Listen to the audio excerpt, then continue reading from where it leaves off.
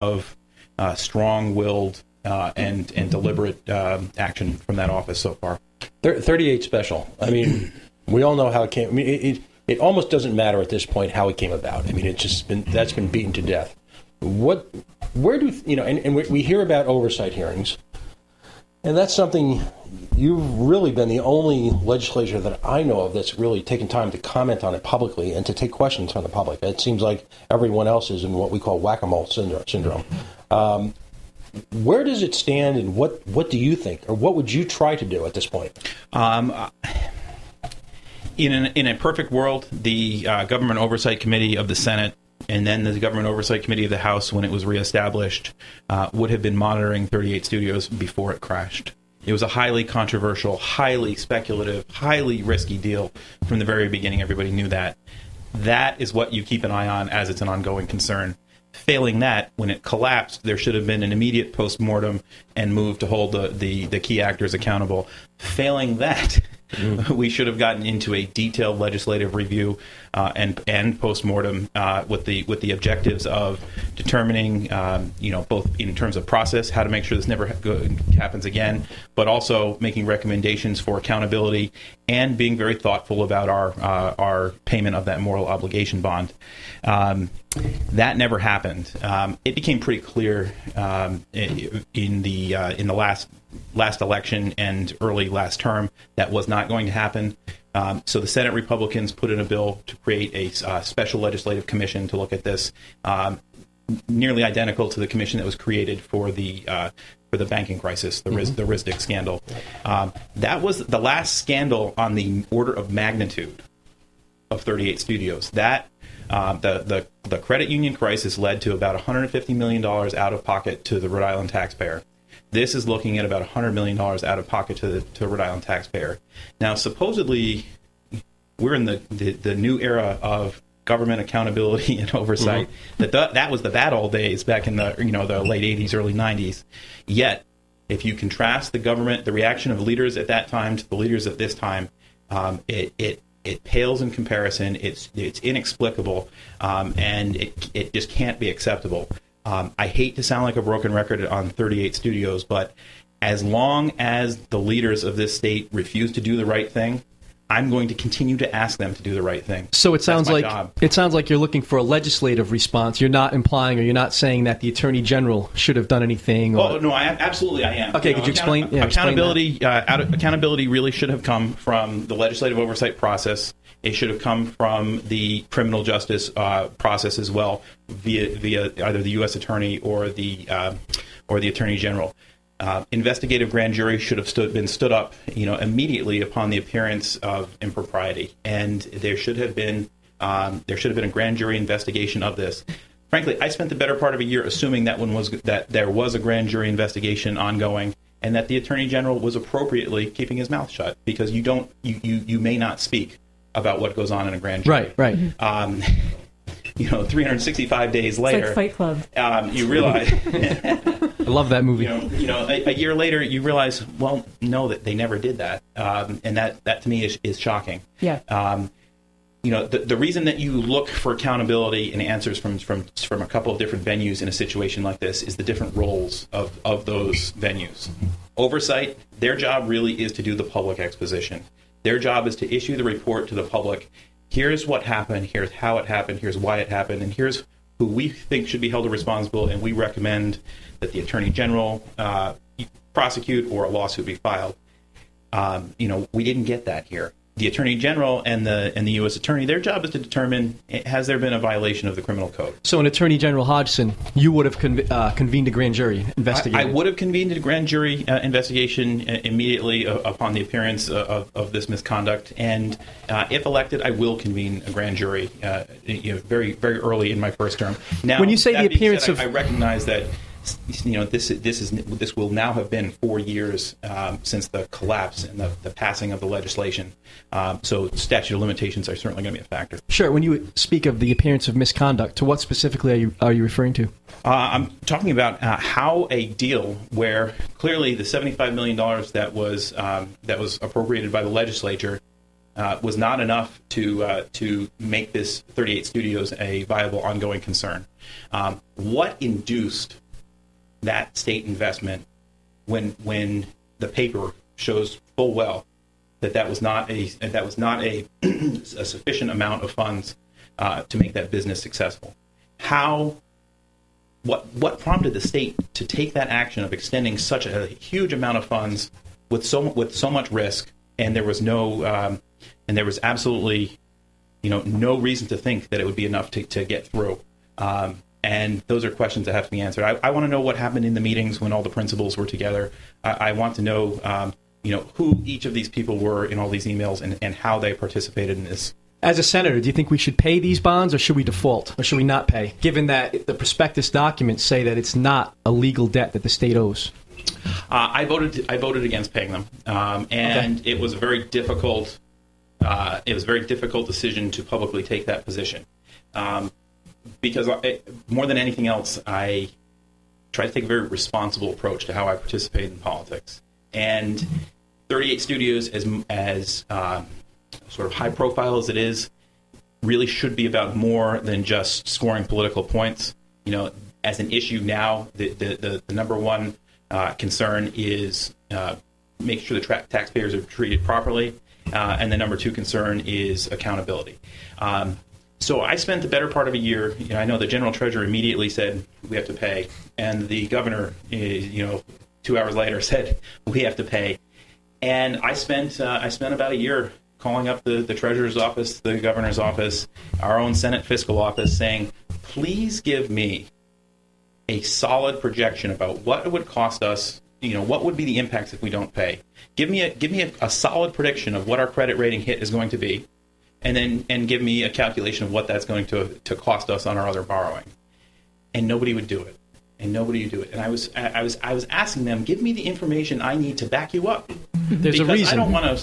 There's a reason nobody would do it. It's because it wouldn't have cost us more than $100 million. It would have cost us way less than that to default in credit rating. Nobody wants to be on the record and then be wrong. I think I think I made pretty clear that as a senator, I have a fiduciary obligation to the citizens of this state, not to gratuitously spend their money.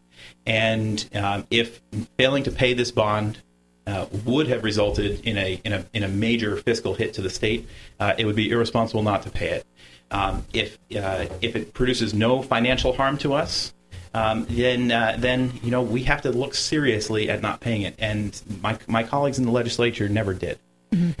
How much of the conventional wisdom from the feet on the street, Joe Lunchbill, guys like me, ham and eggers, is that the House leadership desperately wanted to avoid a default in order to avoid an investigation by the bond insurers. Do you give any credence to that whatsoever? You put me in a tough spot.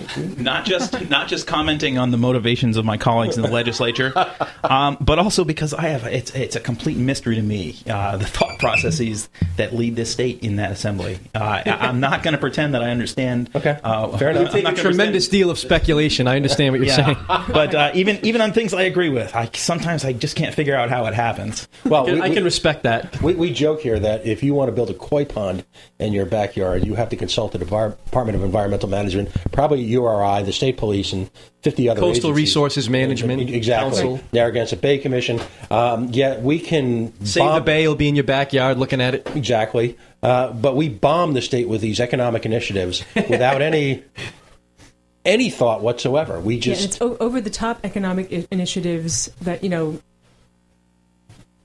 I keep coming back to the Simpsons episode where some huckster comes in and sells them on the idea of a monorail. And they all get excited about this monorail and things a disaster. That sounds more like the wind turbines they want to put out on the ocean. Wait, didn't Mayor Tavares just want to spend $500 million on putting cable cars in? Anyway. We're going to take a quick station break. This is The Coalition. If you joined us midstream, thank you very much. We're broadcasting out of Attleboro and Providence, and we're going to stop for a couple of PSAs, assuming I can figure out how to press the right buttons in the right order.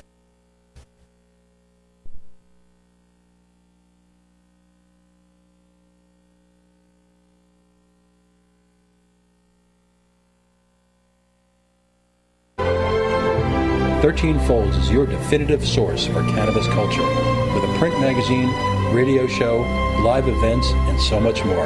Check them out online at 13folds.com. That's the number 13, FOLDS.com. My name is Angel Rach. I'm a mother of 2 teenage children, and I fought all the way to the Supreme Court for the right to use the medicine that saved my life.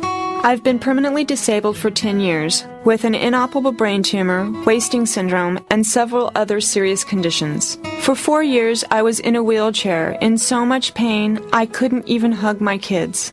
The hardest part was looking in their eyes and seeing how much they were suffering because of my medical condition.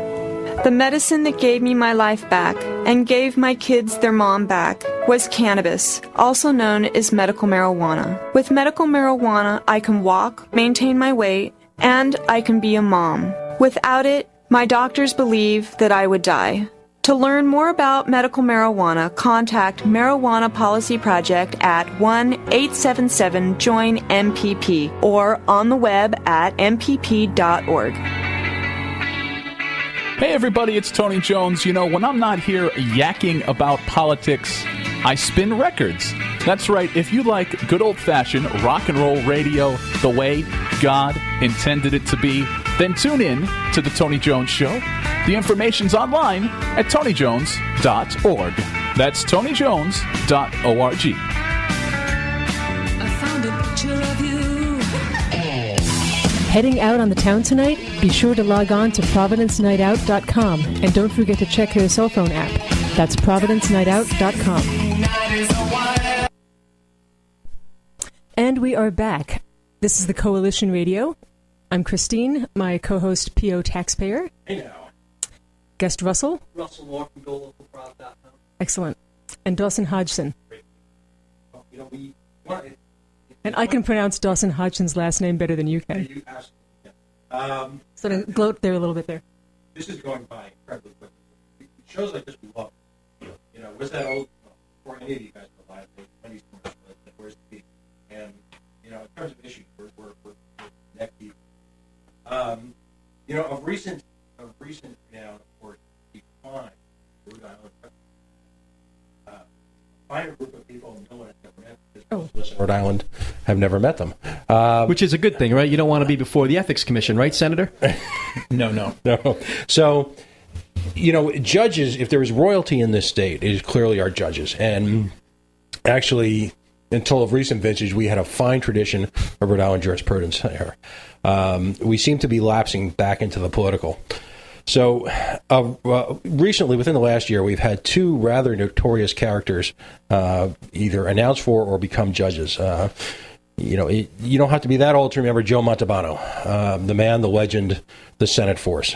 You know, convicted of, what did he? Do you remember what he paid in ethics fines? I think it was something like $10,000. It was real scuttle. All right. Now, if there was ever a Dick Cheney-like figure in Rhode Island politics, it has to be Richard Leach. Ironic because our current governor seems to take so many shots at the bush and the shrub, yet at the same time follows the same game plan, which is to bring along all his father's cronies. So Richard Leach, of course, of a variety of fame in the state, he's been an institution, is now put himself into the fray of running. Was it Superior Court judge?